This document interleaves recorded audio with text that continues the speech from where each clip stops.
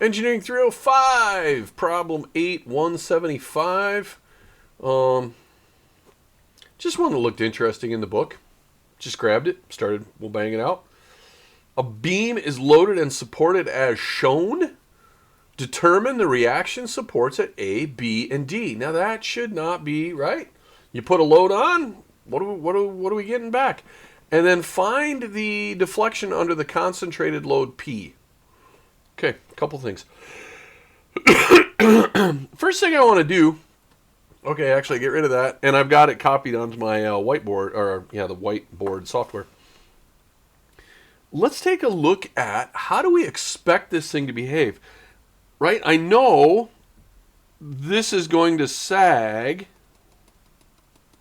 from there to there, and then it's got to come back down, doesn't it? I'm going to have some smiley, frowny, but that's the bend. And so this force is probably holding it down. This is pushing up, and this is pushing up. And that's just what common sense says if we think about how is this going to behave. If I only had, right? And the reason I get to that, because if I didn't have A, it would go like that. And that's not what we've got. So that's something interesting to think about, because I'm not, even though I have an idea of what the answer is going to be, I'm going to ignore that when I start the problem and draw my free body diagram as reaction at A, reaction at B, I've got a load P, and a reaction at D. And so I fully expect the magnitude of the reaction at A to be going down. Now, how do I want to solve it? How do I want to solve it? I can,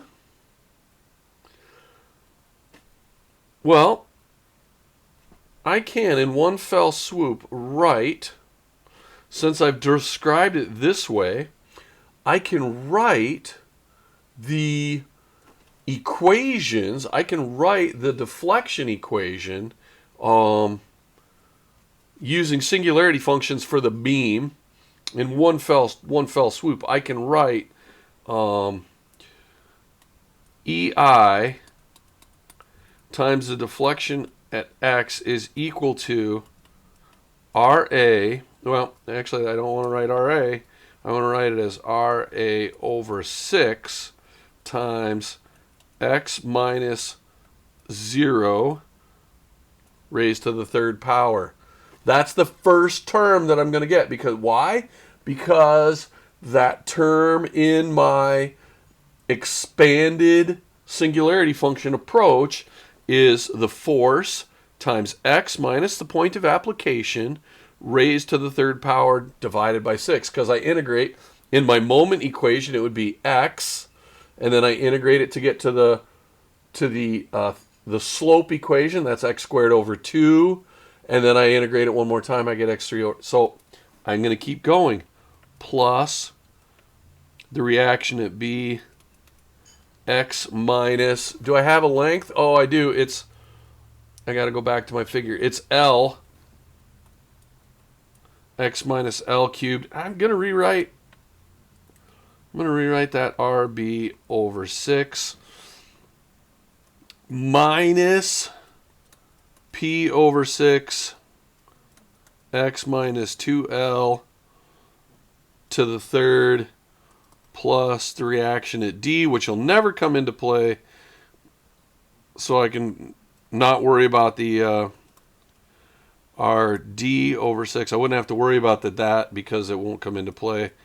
X minus 3L raised to the sixth. See, and people wonder how do you how do you get anything right ever? I know it's hard. Plus C1x plus C2. All right. What do I know? I got to start plugging in boundary conditions to start solving for those. And one more thing I'm going to do is write sum of the forces in the y direction are equal to 0 are equal to RA plus RB plus RD minus P. And some of the moments about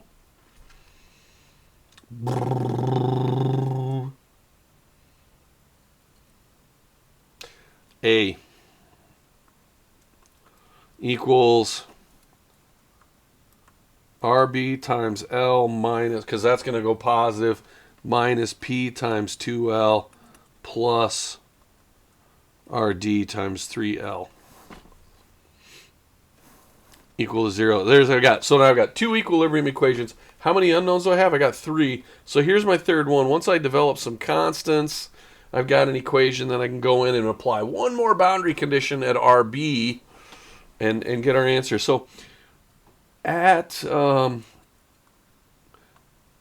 delta of 0 is equal to 0. The deflection at 0 is equal to 0. So that tells me that C2 is equal to 0. Right? Because that's got an x in it. X, x, x, x. They all go away. What's my other boundary condition that I want to use? That's a tough one. You know what I'm going to use? No, you don't, because I haven't told you. I'm going to use the deflection at L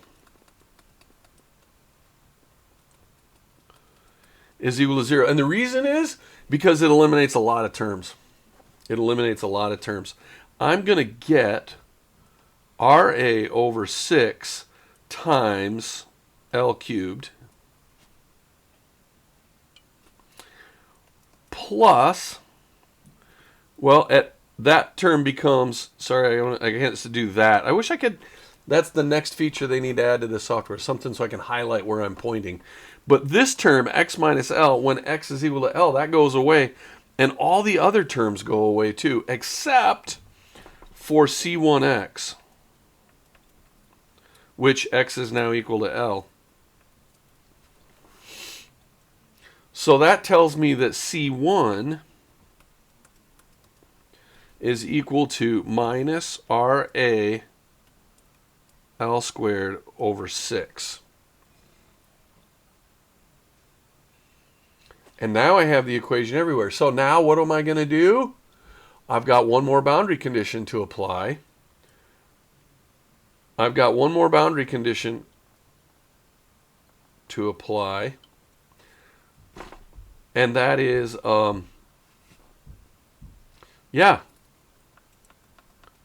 EI delta at 3L is equal to 0. That's going to be kind of ugly. I bet the odds are pretty good of me having some algebra issues, but we're going to go.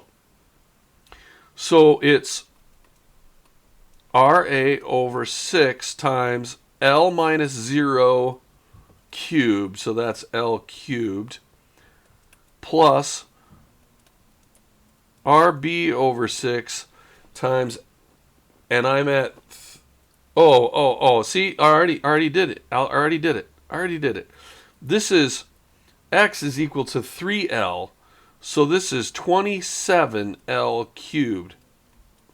I already screwed it up right away. First term plus RB over 6. X is equal to 3x, so that's 2x cubed. So that's an 8L cubed minus P over 6. 3L minus 2L, so that's just L cubed. Plus that last term goes away because that goes to x. X is 3L minus 3L, so that's 0. So that goes away. And then I've got to have C1 times x, which is minus RAL squared over 6. That's just a direct substitution in. And then I've got to multiply that by, it's still times x, which is equal to 3L. So now you look at that, and honestly, I've got actually a pretty nice equation. I'm going to get, because the only thing I have in there is RA, RB, and P. So I'm going to get an expression of that I'll be able to substitute in, and I'll be able to work with this. I can work with this. Okay. 27 divided by 6. That's kind of... But it's 9 halves RAL cubed plus 4 thirds RBL cubed minus P over 6 L cubed minus it's a half minus it's 1 half RAL cubed. It's 3/6 RAL equals 0. All right, so I have 9 halves minus 1 half, so I'm going to have 8 halves.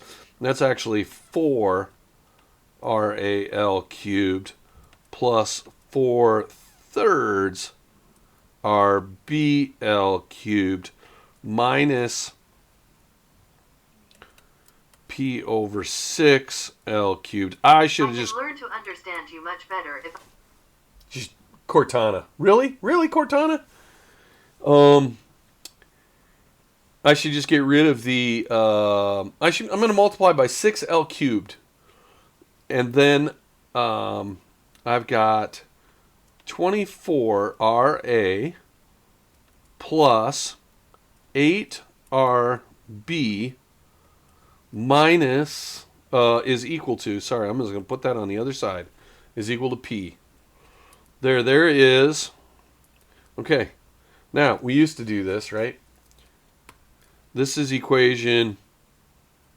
I've got 3 unknowns. 1, 2.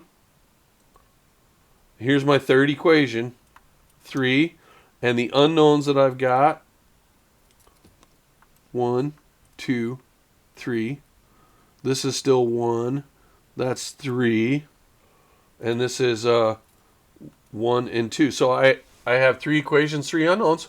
Woohoo! Solve-a-rooney. Solve-a-rooney.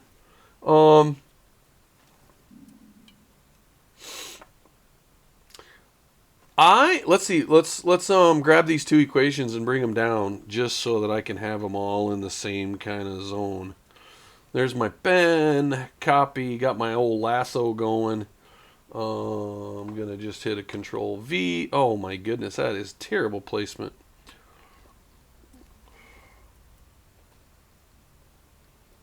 Oh, there we go. All right.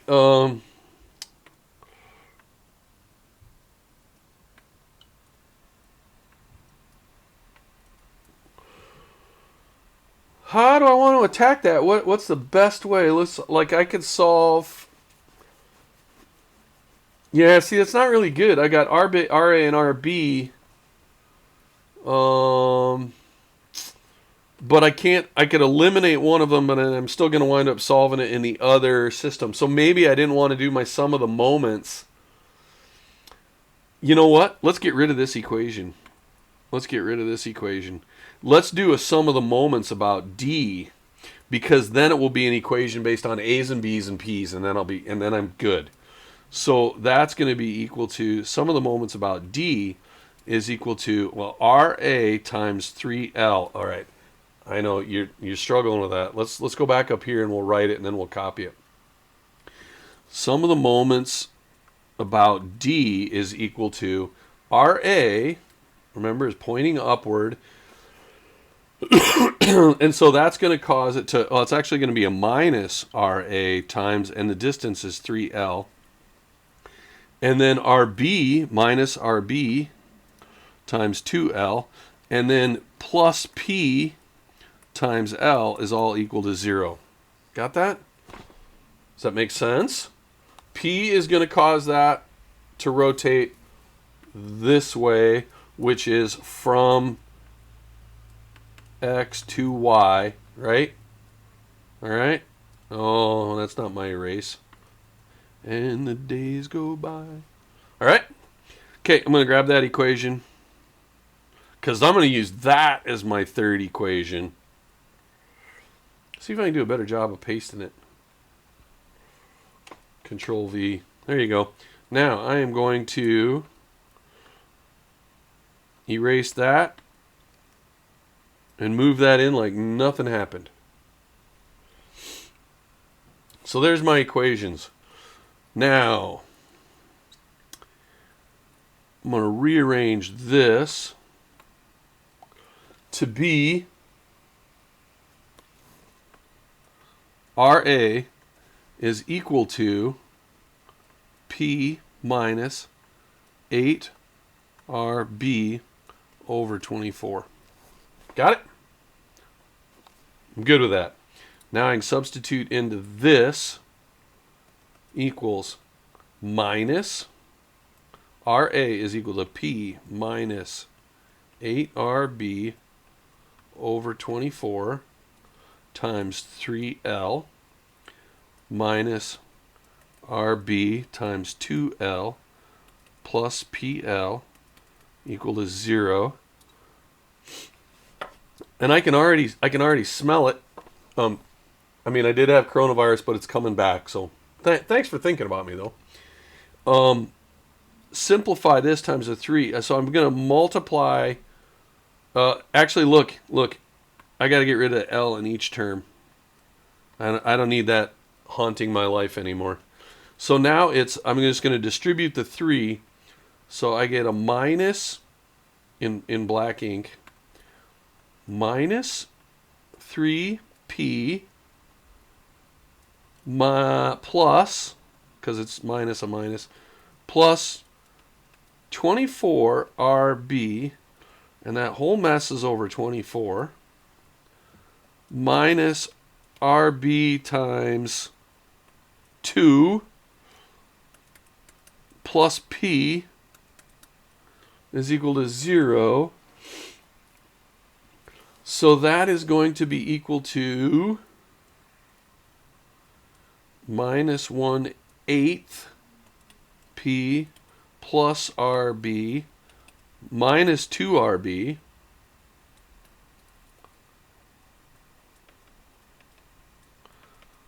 plus P is equal to 0.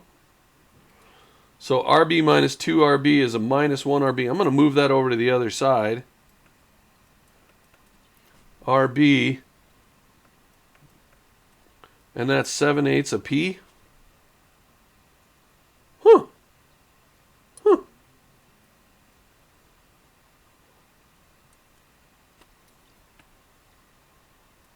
There you go. First answer. Now we got to go back. Now we got to substitute that in. Well, I guess that, right? I'm going to go right back into the same equation. I'm going to substitute that in there because that's going to then tell me what RA is. So that equation, copy. I think it just throws it in the middle of the page. I'm learning.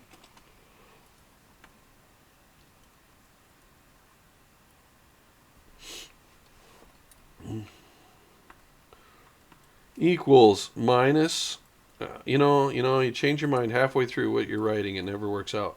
I'm dropping the L's, right? The L comes out of every term. Minus RA times 3. I'd like to do that in the other order, but I wasn't going to screw it up again. And then minus RB is equal to 7/8 P times 2 plus P is equal to 0. So minus 3RA minus 14/8 P plus P is equal to 0. I'm going to move the RA to the other side, divide everything by 3. Too many steps. I've got 14/8 plus 8/8 is a minus 6/8 P is equal to RA.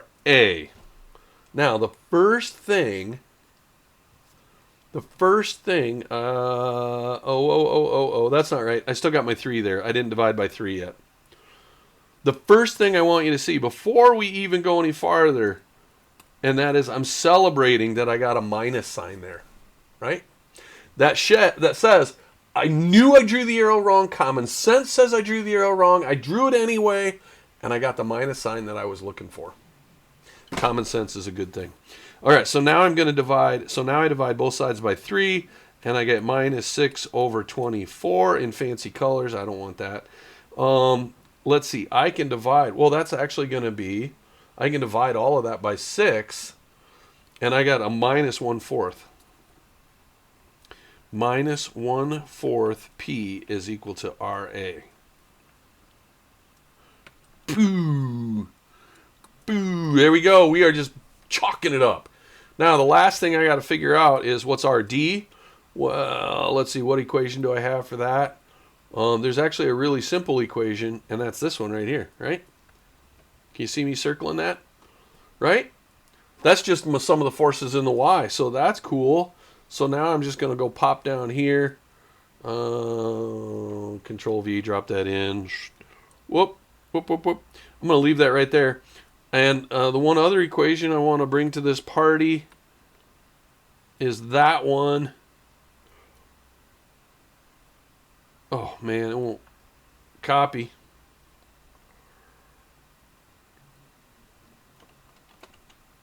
Oh, Control Z.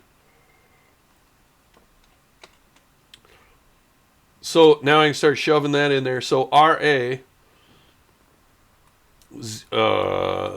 0 is equal to RA, which is minus P over 4, plus RB, which is 7/8 P, plus RD minus P is equal to 0.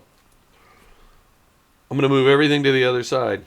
RD is equal to P minus 7/8 P plus 2/8 P. RD is equal to 8 minus 7 gives me 1 plus 2, so 3/8 P. Yeah, good? Good. There's my answers. There's my answers. That one, there's RA. Here's RB. I copied it, right? Put it down again. It's awesome. Awesome. Awesome. That worked out well. I got it right. I didn't have to, didn't have to say bad things. So that's good. There looks like there might be another question that I missed. And that is, oh yeah, what's the deflection under the concentrated load? Really? Do we even want to bother that? I mean, we have, here's our deflection, right? Right here. Let me get the rainbow colors out. Oh, it didn't give me rainbow colors. Here's the rainbow colors. And maybe I need to include my C1 there.